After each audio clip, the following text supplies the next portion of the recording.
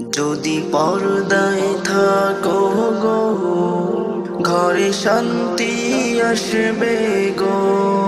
যদি বোরকা পরো গো, কত ভালো দেখাবে গো। যদি পর্দায় থাকো গো, ঘরে শান্তি আসবে গো। যদি বোরকা পরো গো, কত ভালো দেখাবে গো। নামাজে পড়ো, রোজা রাখো, আর স্বামীর সেবা করো। কবরে শান্তি পাবে, আবার জান্নাতে পাবে গো। যদি পর্দায় থাকো গো,